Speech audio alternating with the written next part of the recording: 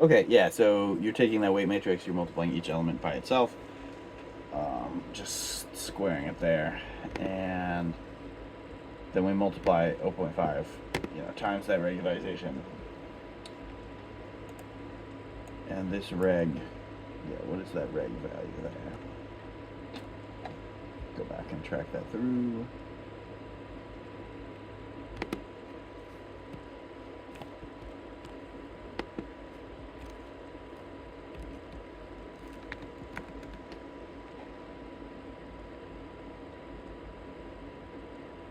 Anyway, it's just a hyperparameter that we're using to scale that regularization and experiment with it.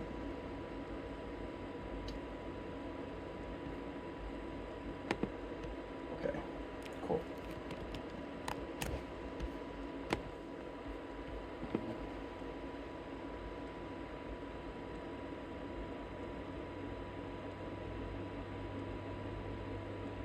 All right. I think based on what we covered today, I believe if we use Raylu's or leaky Raylu's sigmoid and then do the whole thing, we will be able to implement multi-layer perceptron easily, right? There isn't anything that major that we need to change. Yeah. From here, it's quite straightforward. Okay, and then we just talked about the limitation of stochastic gradient descent. We talked about atom boost, etc. RMS drop, and then atom is just an evolved version of those two combined together. Yeah, let me just go into a little bit of detail there at least. Okay. Okay, the momentum algorithm.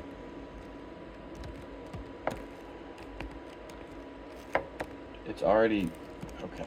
Yeah, I mean, I already shared it, but I can just link that to y'all again.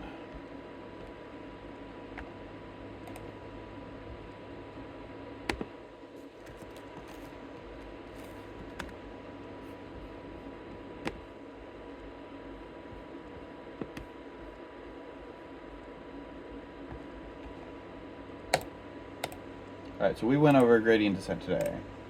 Momentum is more or less just keeping track of the previous gradient and using that when you're updating in the next step. So basically you should keep moving in the direction we already calculated. So this is like I was mentioning the analogy, right? Is that if the boulder is rolling downhill, it has a certain momentum, right? It's not just gonna like encounter one little dip in the road and then all of a sudden like start shooting off in some weird direction, just because there's some local weirdness, right? It should overall follow the trend of rolling downhill. But yes, mathematically, how we actually implement that is here, right? And it's also in the other code that I already shared. So, yeah, so that's step size that we're taking the new derivative of. Wait, hold up. No. This is not with This is the. just a simple Yeah, implementation. right. That's not momentum. Yeah, right. Of course. Okay. Yeah, so this is exactly what I just said verbally, right? So we're taking all the computation previously, and we're taking that direction that the boulder is rolling, and we're continuing to move a lot in that direction, in addition to incrementing with the new step size and the current derivative, um, and altering the momentum a little bit, right? So, if you could imagine, most of y'all have probably been at those American museums, right, where you put a penny into the cool little vortex and it swirls down in a funny way, right? So at every given point, the momentum is going to pull it down. Let me just show an actual video of it in case you haven't seen.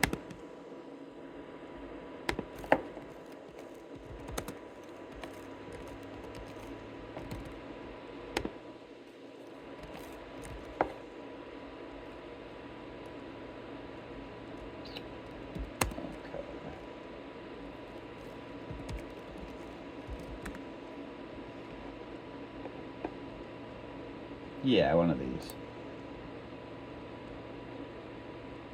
fact, let's just get one of the pennies for now. All right, so as you can see, right, the pennies are rolling down generally towards the global minimum there, right? But in the process, they are maintaining that momentum, right?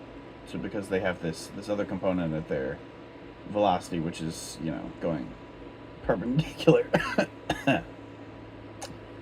to how they're getting sucked down, right? They are yeah, so let's just freeze the penny at this point, right? So you can tell that the momentum is having it go this direction, right? Which is almost exactly perpendicular to where the current update step is pulling it, right? So what you have is just orbit, right? So another great example of this is the moon, right? The moon does not significantly come closer or farther from the Earth, right? It's pretty much always exactly as far from the Earth as it's supposed to be. We're pretty much always exactly as far from the sun as we ever are. And so at any given step, even though our velocity is completely perpendicular to the way the force is pulling us in towards the center, those two things are basically just diametrically opposed, and they're keeping each other at bay, and you don't quite have stasis, but in terms of like the distance between yourself and the thing that you're orbiting around, it's basically constant, right?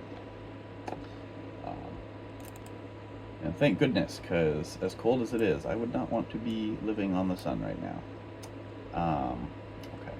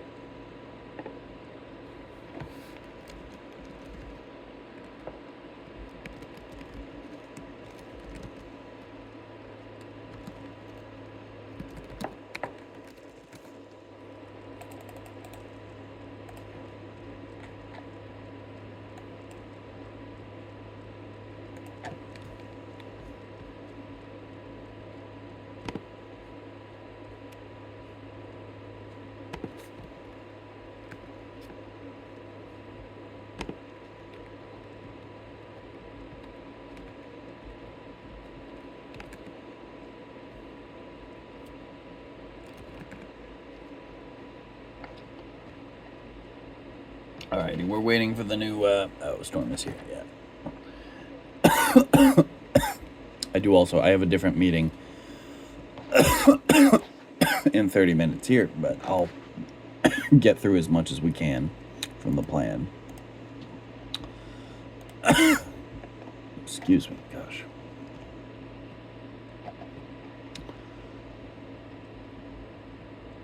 All right. Oh yes, we're going through the more complicated algorithms. So let me just pull that up here.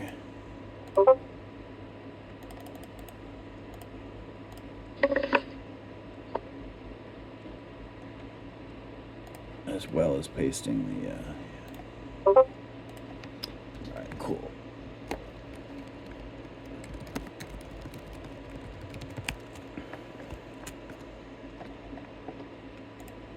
Oh, excuse me.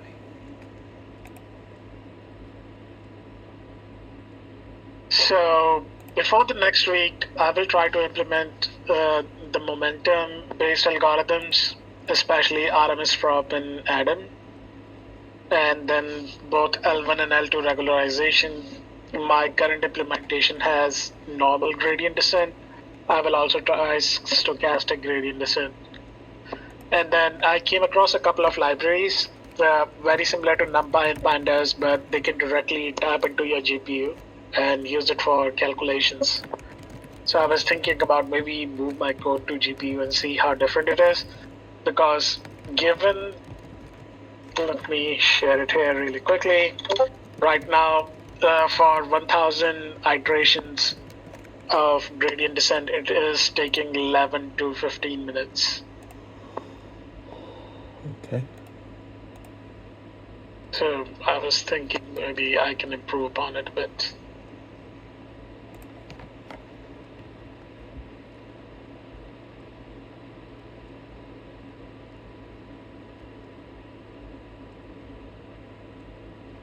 Yeah, I mean,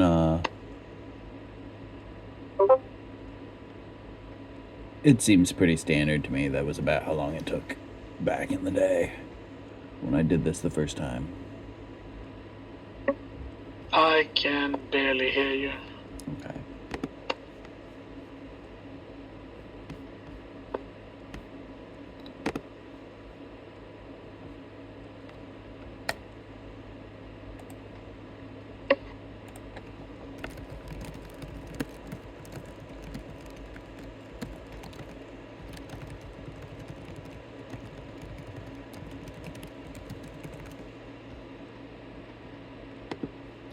Alright, let's just, let me grab the Zoom here.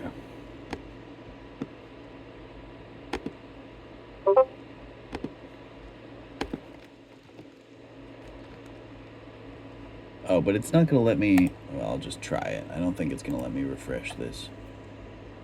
I can use my other account. But, yeah, it will not. You only get 43 minutes. Seems. Alright, let me just hop over to the other Zoom.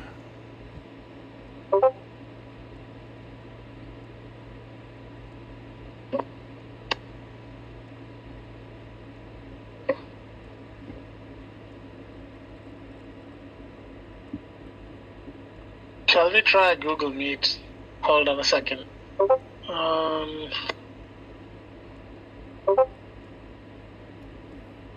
I mean, yours should be refreshed by now, but Google Meet is also fine.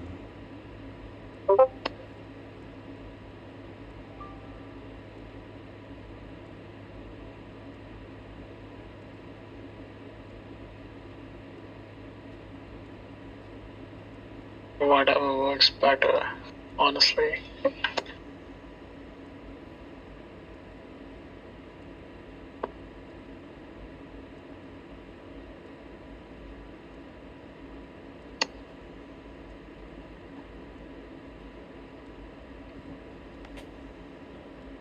Oh, that's fine. Alright. If you already have it up, let's just do the Google Meet.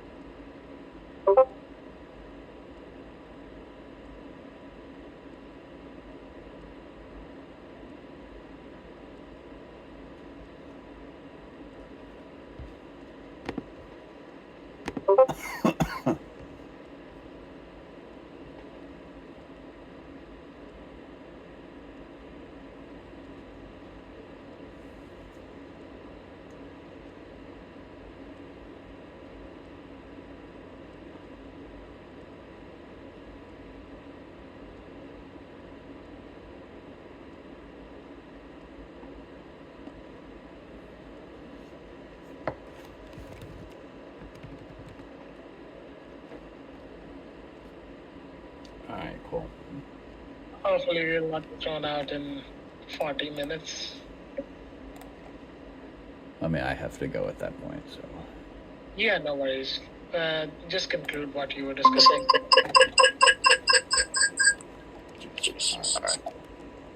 Give me a sec to.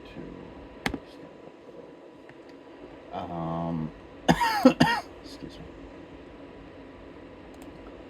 Yeah, so we were talking. Oh, yeah. Let me just show the equations for all those algorithms.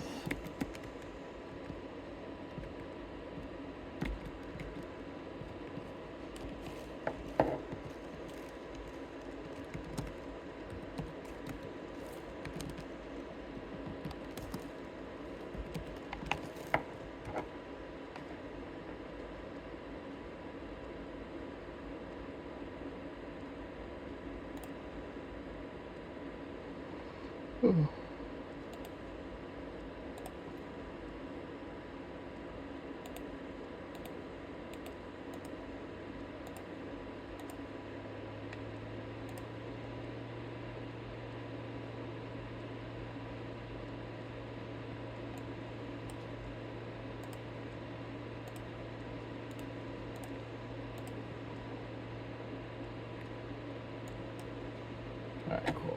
Let me just share screen and then continue.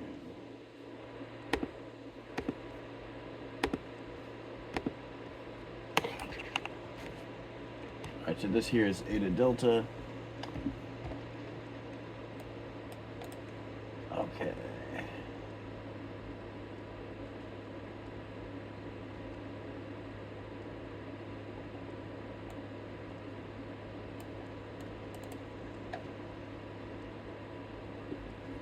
Alright, so we compute the current gradient. We're going to accumulate the gradient over time here using this rho hyperparameter and 1 minus rho for the, oh yeah, right. So this is just balancing how much of the previous step we're keeping track of versus how much of the current gradient step there. Then we compute the update there, we accumulate the updates. Okay.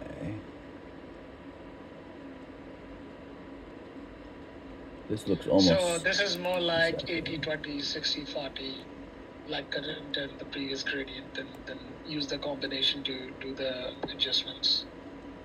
Yeah, exactly. Okay. And let's just compare it to eta grad and the others there.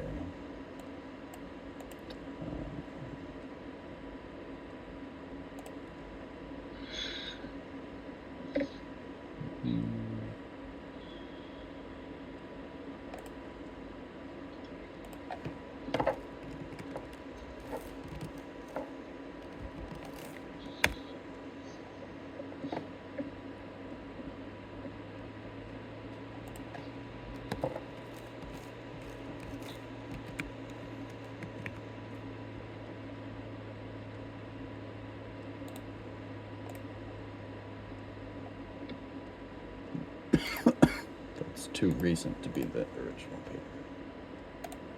This one looks good.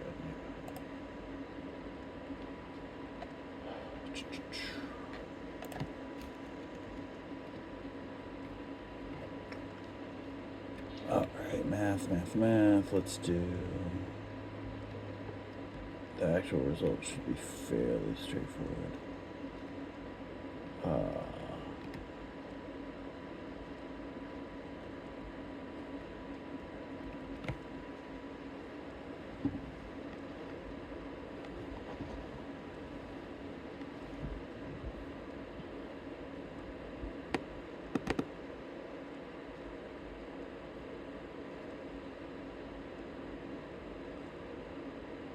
Okay, this is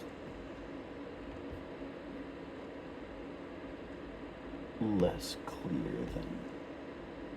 Maybe there's a simpler version just for...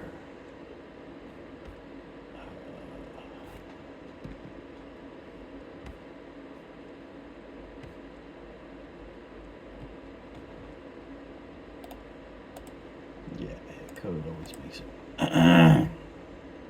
Okay, good, right, that's exactly... I don't know why they were beating around the bush so much. Yeah, this is the exact very straightforward algorithm that I was looking for there. All right. So, right. So we're subtracting this hyperparameter new divided by. All right, and then what is the g here?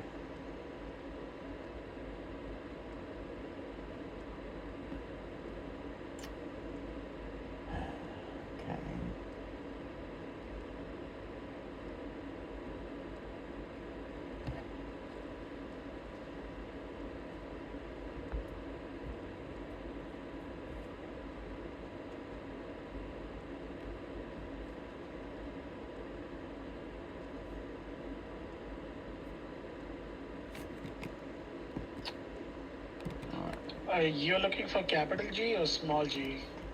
The oh, it's just the gradient at the previous timestamp, right? Yeah. Or at the current. So the rightmost should be the current gradient, and then however the adjustment is happening.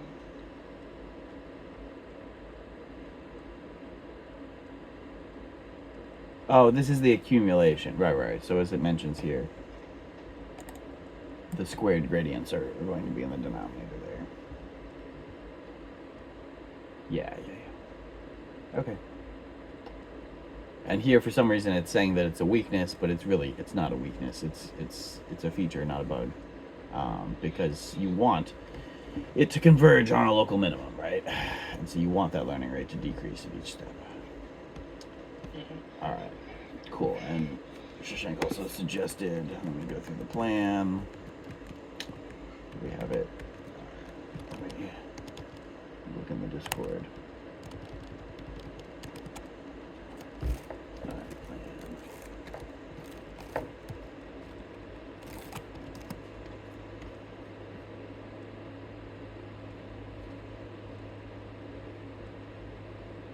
I picked you separately. Yeah, and it's this, it should be right here. Yeah. Oh, you just suggested two different. Okay, well, anyway, we went over SGD with momentum. Let's go over, Atom and RMS prop here. So let's just pull up the code for it.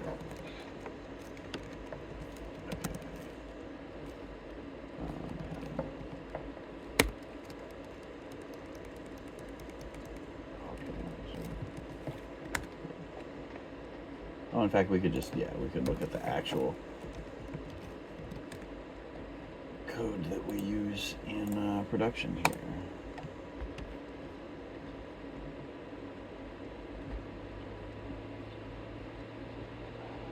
Okay.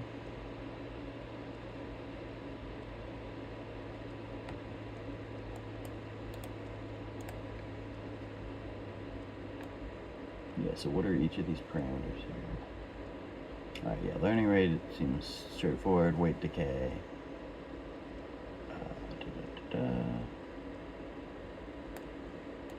Let's at least look at the basic.